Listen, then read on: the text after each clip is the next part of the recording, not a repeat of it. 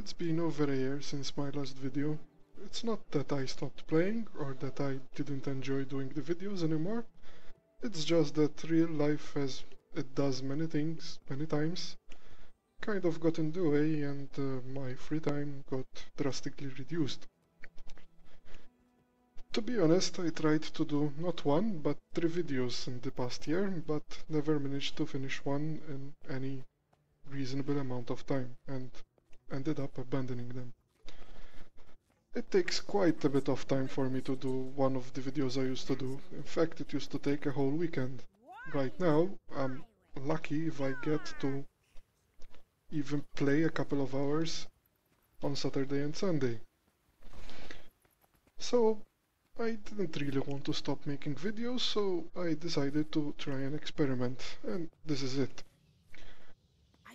One of the reasons I used to take so long to do a single video is that I tend to do quite a large number of mistakes actually, and I used to cut the video into small pieces, and I could record a fixed version of things I did and correct them quite easily. Not having enough free time means that I can't really justify doing that any longer, so I'm gonna try and make a video where I just go around, record whatever I want to say, and stitch it all together. That will hopefully enable me to finish a video quite quickly. But it's gonna cost. The cost being that it's gonna be quite a bit lower quality than my previous videos. So let's consider this an experiment, see how it goes, see if you guys like it, and girls obviously, and we can decide whether, that is, I can decide whether I wanna do more videos like this into the future, or if perhaps either I find the time to do videos like I used to do, or stop doing videos altogether. We'll see. Anyway, back on subject. What am I gonna talk about in this video? This video, the first in a series of videos that I plan to do on The Living Story, is going to deal with The Living Story and what changes it brought to the world. It's actually quite common to hear people complain that The Living Story is a waste of time, because while ArenaNet is trying to update the world update after update, they're failing to do this, as no update actually changes the world. This, I think, is actually wrong. There are plenty of changes that happen with each living story, and there are changes that happen to the gameplay, we get new stuff to do, and there are also changes that happen to the world, and this video is going to focus exactly on this. How did the living story in its various steps change the world? It did this in a number of subtle ways, but the small things are actually more important than the big things in my opinion, because it's the small things that give that feeling of life. It's the small things that distinguishes great art from good art. So, without further ado, what changes did the Living Story bring to Guild Wars 2? So the Living Story started with Flame and Frost, and the first things that happened were these kind of geyser formations caused by the activities of the Molten Alliance in their molten facilities, as they were experimenting with geothermal stuff, I guess.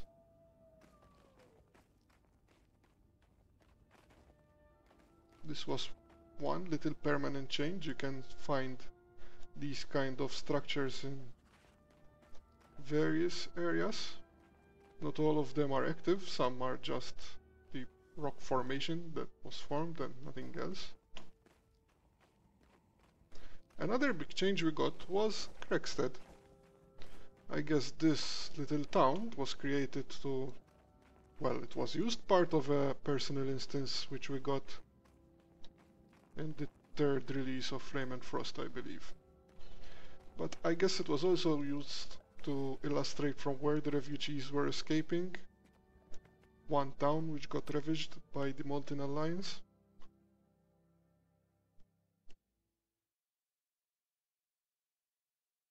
As you might remember, when we played that episode, the town was in ruins and burning, like we can see in this sort of little graphic.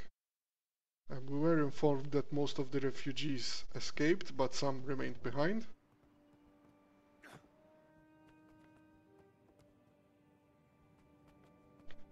But now, actually, after the events of the Secrets of South Sun, the refugees moved back here, and they have actually rebuilt the town. We can now see that it's no longer in ruins. The refugees set up some tents, I guess, as well. Here's one refugee. Hi, how are you doing?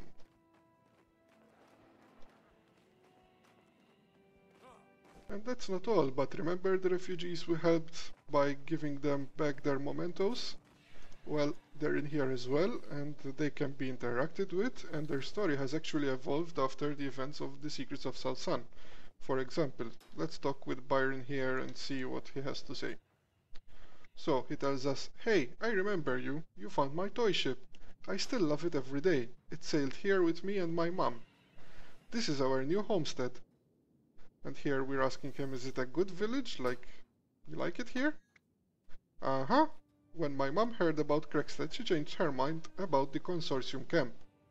If we help rebuild here instead, we get to stay in the Shiver Peaks. And how are things? Mama hasn't been the same since Dredge killed Papa. But people are nice here. They understand. This place got attacked really bad. And rebuilding it is making Mama feel better. Looks like hard work. Pfft, this is nothing for a skilled hunter like me. Papa worked on boats, and he taught me lots of knots, and how to work with wood and hide. I can do just about everything. Sounds like it, take care.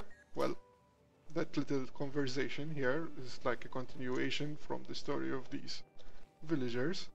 And it's a nice touch, you know, the story doesn't really ever end. I mean, this is all extra. And people probably didn't even visit here. Only a few people who like to explore things would have visited Craigstead after Flame and Frost, because nothing really happened here. Yet, it made sense. The refugees moved here after being abused by the consortium, or tricked perhaps is a better word. Bram is still here.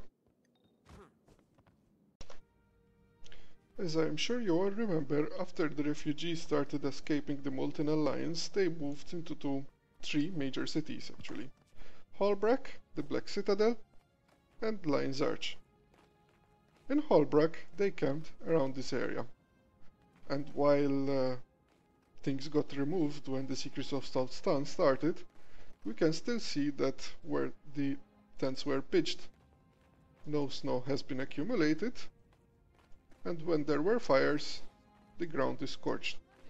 Now granted that months have passed and probably this got forgotten as is. I mean, by now it's snowed enough that snow should have accumulated again and hidden these areas. But still, it's nice that when they removed the tents, they didn't just simply took the easy way out and removed them and did nothing else, but they did this little touch, sort of, to make it more immersive. Too bad they apparently forgot about it completely and, well, left it there. Another place where refugees moved to was Lion's Arch, specifically this area here. The bulk of the refugees, specifically the Norn and the Char, actually had moved to South Sun when the Secrets of South Sun Living Story event happened. But the Spulgrol remained behind, and they're still here. They have their little cart and their little totem-like thingy. Nice little fire. Some supplies. But yeah, minor thing, but it's still another small change that came by from the Living Story. The second update we ever got, while strictly speaking not part of the Living Story, had the lighthouse here destroyed when it was attacked by the Karka. A small thing, but yet more change to the world we got since the launch of Guild Wars 2. This is a whole new area, basically. It's actually quite challenging jumping puzzle, which is a good thing because, well, challenge is what makes these jumping puzzles fun.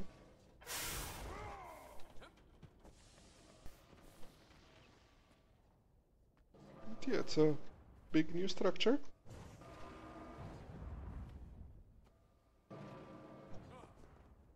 There's a lot to it.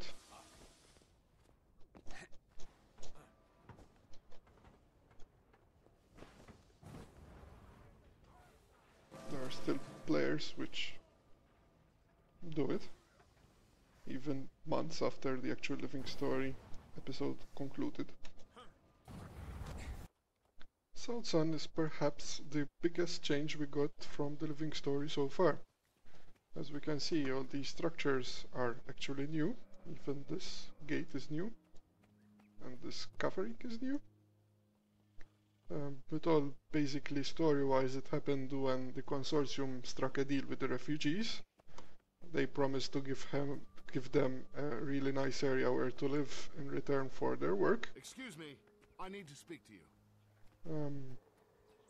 That was a trick. They got danger, huts, tents, and lots of work instead of what they were promised. Nevertheless, until Kale basically blew the contracts to smithereens, the refugees were busy working building infrastructure. This whole area is new. These like little huts for tourists are also new. This whole camp was greatly expanded by the refugees. Now it's filled generally with evil, crazy Karaka that I have no hope of outrunning.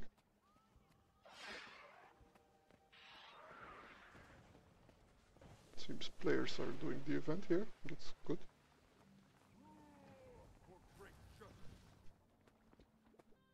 The Queen's Jubilee brought also some changes to Secreta. Specifically, this area, where before we had the Great Collapse, was changed to include the Pavilion Arena. On one side this is a pity, because the Great Collapse was kind of cool, but the changes wasn't bad either. I mean, as we can see, there were many levels to the change. It wasn't just the arena itself, but the foliage was made into these beautiful tree sculptures.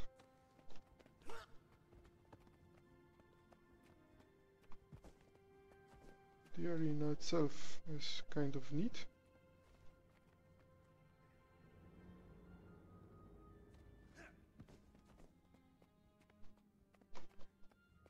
And we still get to keep the birds that used to roam the Great Collapse.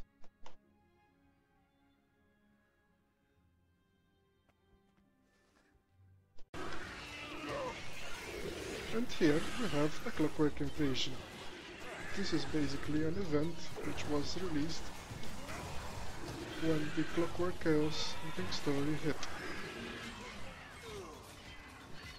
In this case, Scarlet's minions periodically attack the area and harass players for an unknown reason. Well, that's it for this video. As we've seen, there have been quite a few changes brought by the Living Story, and with each subsequent release, the world will continue to change. I think this is an excellent way to simulate the passage of time, and that unlike other MMOs, this game isn't fixed in a single point in time. I like that it's not just that new content is being added to the game, but that also existing content changes based on what's happening in the story. I think that's awesome. Once again, I apologize for the lower quality standard of this video. I hope that if I continue using this method of creating videos, eventually my quality will improve as I get more confident and as I learn more.